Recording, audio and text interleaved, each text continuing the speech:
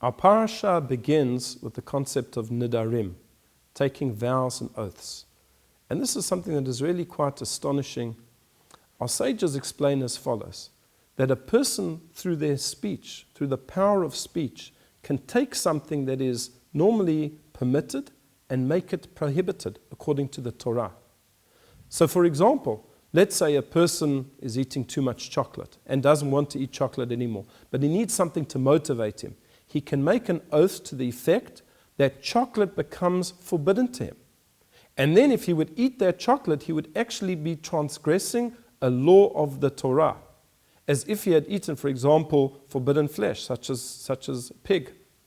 The Torah says that when a person does this, when a person takes such an oath, lo yachel devaro, he may not break his word. And if he does, and he goes against his vow or his oath, he has transgressed a negative prohibition.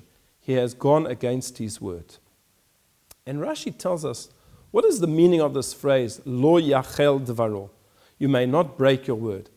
And he tells us the word yachel is from the word chulin, which means non-holy or profane. Do not profane your words. And from this, the great ethical teachers apply it to more situations. Lo yachel devaro means don't take the power of speech, the gift of speech that God gave to mankind, and profane it. Always try to speak in a holy way. My late Rosh Yeshiva, Rabbi Azrael Chaim Goldfein of blessed memory, often used to speak on this topic, how we should use our power, our gift of speech for the good and not to profane it. And there are many, many examples in the Talmud that he used to share with us. For example, the Torah in Parshat Noach, when describing non-kosher animals, says, "Habahema asher einena tahora," the animal which is not pure. It could have said, "Habahema hatmeya," the impure animal, which would have been much quicker. It would have saved more letters, more words. But it chose instead to write it out much longer, the animal which is not pure, so that it would not say something disparaging about somebody else's food. So occasionally we have to choose to say something in a much nicer way, even though it may take many more words to do so. What else is included in lo yachel devaro?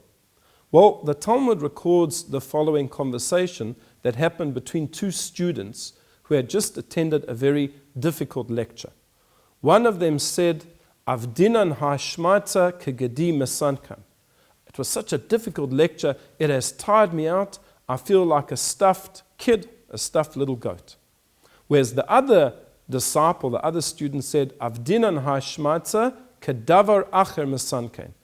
That this lecture has tired me out, has worn me out like a stuffed pig, he said, like a stuffed pig.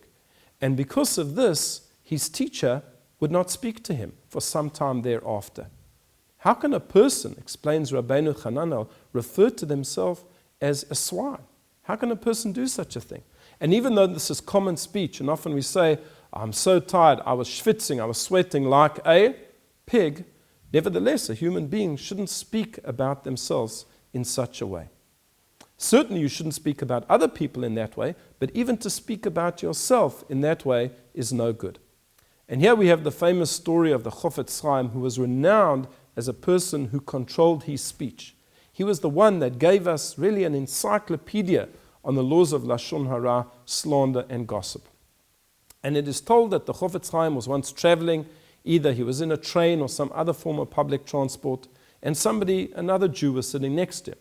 The Jew turned to him and said, "Well, where are you from?" And the Chofetz Chaim answered that he was from the little town, the shtetl of Radin. Well, now his traveling partner was very excited, and he said to him, "Do you know the holy Chofetz Chaim? Do you know the holy Rabbi Kagan of Radin?"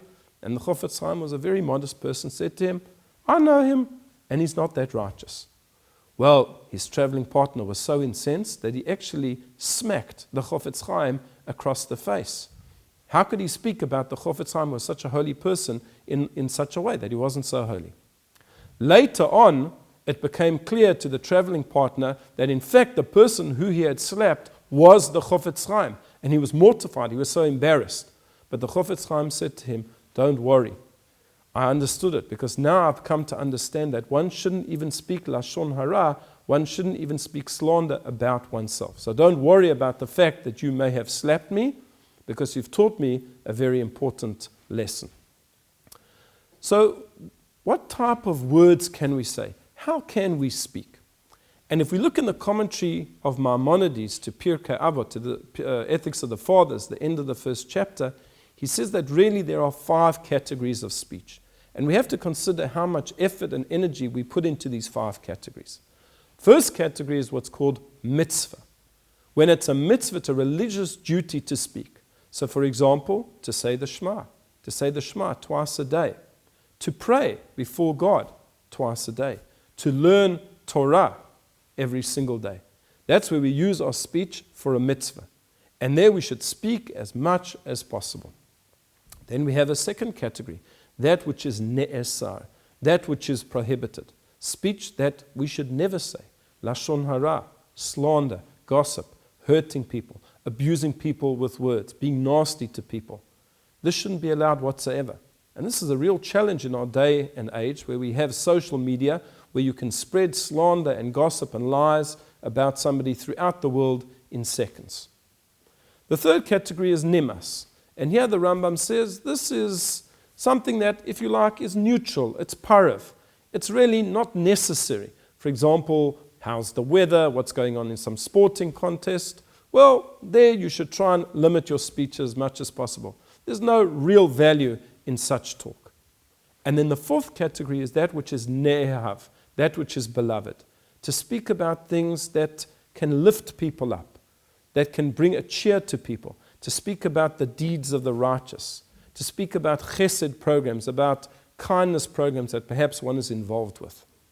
And then we have a fifth category. And that fifth category is mutar.